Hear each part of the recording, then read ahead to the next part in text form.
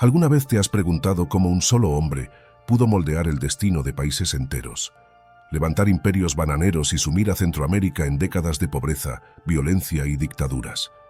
Esta es la historia real de Minor Cooper Kidd. Descubrirás cómo nació la idea de las repúblicas bananeras y por qué su sombra sigue viva incluso ahora. Quédate hasta el final porque lo que vas a ver cambiará tu forma de entender la historia latinoamericana y si te apasiona descubrir lo que nadie cuenta. Te invito a suscribirte y dejar tu like para seguir desenterrando secretos que el mundo prefiere olvidar. Cuando uno observa el mapa de Centroamérica y contempla su historia marcada por inestabilidad, golpes de poder y una pobreza enquistada durante generaciones, cuesta imaginar que buena parte de esa herida colectiva empezó con un solo hombre que llegó desde Brooklyn buscando fortuna. Minor Cooper Kidd, un joven que abandonó la escuela con apenas 16 años, jamás imaginó que su ambición acabaría moldeando el destino de naciones enteras.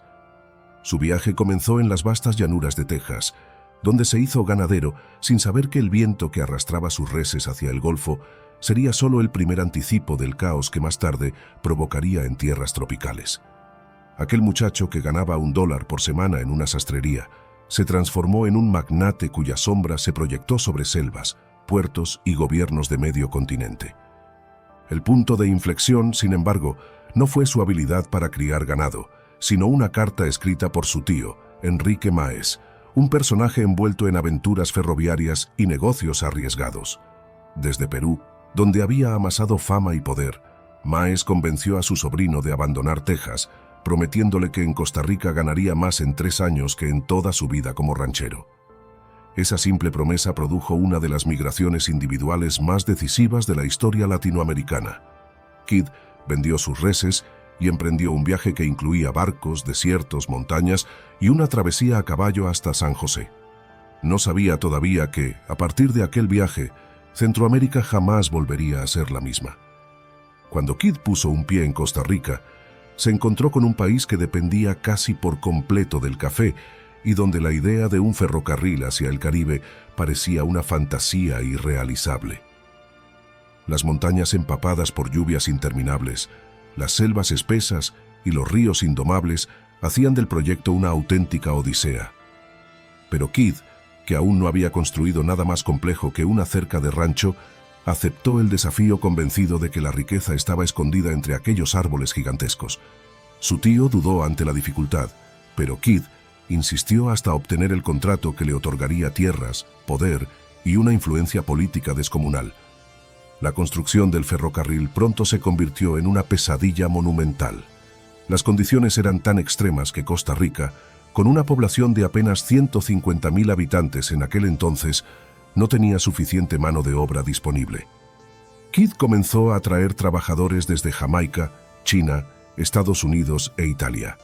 Llegaban con la esperanza de prosperar, pero muchos encontraron solo fiebre amarilla, malaria y las duras exigencias del terreno. Se calcula que murieron alrededor de 4.000 trabajadores antes de que los rieles alcanzaran el Atlántico. Los campamentos se militarizaron, los salarios se retrasaban y la selva parecía empeñada en devorar cada avance. Aún así, Kidd siguió adelante, convencido de que el sacrificio ajeno era parte inevitable de su visión empresarial. Un episodio decisivo ocurrió cuando el gobierno costarricense no pudo pagar sus deudas con los bancos ingleses. Kidd, lejos de retirarse, asumió él mismo la carga financiera y negoció un recorte de intereses. A cambio recibió un gigantesco territorio que representaba más del 6% del país, además de un contrato para operar el ferrocarril durante casi un siglo. Fue entonces cuando su mirada se posó en un cultivo que parecía insignificante: el banano. A partir de aquellas tierras, nació una plantación que pronto se transformaría en un imperio agrícola tan grande que cambiaría para siempre la economía del continente. Mientras el ferrocarril avanzaba entre lodo y enfermedades, Kidd ya había comprendido que el verdadero negocio no estaba en los trenes, sino en las bananas que crecían sin esfuerzo a la orilla de las vías. Fue así como, casi sin proponérselo, plantó la semilla de la United Fruit Company, una empresa que terminaría controlando gobiernos, puertos, policías y hasta guerras enteras. Poco antes de finalizar el siglo XIX, Kidd se alió con Andrew Preston y Lorenzo Baker, ambos expertos en comercio marítimo, y juntos fundaron la compañía que dominaría el banano mundial durante décadas. Con el tiempo, la United Fruit Company extendió sus tentáculos por Centroamérica, el Caribe y parte de Sudamérica, imponiendo condiciones laborales durísimas, comprando voluntades políticas y controlando desde el telégrafo hasta los ferrocarriles. Países como Guatemala, Honduras, Nicaragua y Colombia quedaron atrapados en su red de influencia. El llamado pulpo, como lo apodaron escritores latinoamericanos, se convirtió en símbolo de abuso corporativo y colonialismo económico. En Guatemala, por ejemplo, la empresa fue clave en el golpe que derrocó al presidente Jacobo Arbenz en el mes de junio del año 1954, un suceso que marcó a generaciones enteras y reforzó la idea de que el poder real no lo tenían los gobiernos, sino los bananeros. En Colombia, la historia tomó un giro aún más trágico. En la región de la Ciénaga, miles de trabajadores soportaban salarios miserables, largas jornadas y una total ausencia de derechos. La tensión estalló en una huelga que en el mes de diciembre del año 1928 terminó en una masacre ordenada por el gobierno y aplaudida por la empresa. Aquellos disparos se convirtieron en una cicatriz permanente en la memoria colectiva colombiana. La United Fruit, lejos de frenar, siguió expandiéndose con la misma mezcla de agresividad y frialdad que había marcado los primeros pasos de Kidd en Costa Rica. Mientras su imperio crecía, Kidd disfrutaba del reconocimiento de las élites costarricenses, especialmente después de su matrimonio con Cristina Castro Fernández, descendiente de varios presidentes del país. Esta alianza familiar reforzó su poder, pero también alimentó sospechas y críticas que surgieron dentro del propio gobierno. Mucho se cuestionó su cercanía con presidentes y ministros, así como su constante exigencia de compensaciones económicas. Aunque algunos funcionarios lo apoyaban, otros lo veían como una amenaza a la soberanía nacional. Aún así, su influencia nunca dejó de aumentar.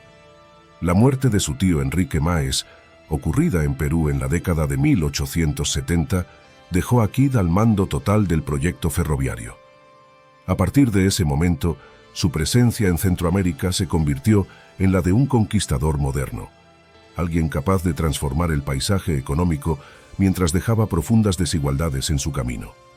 La contradicción era evidente.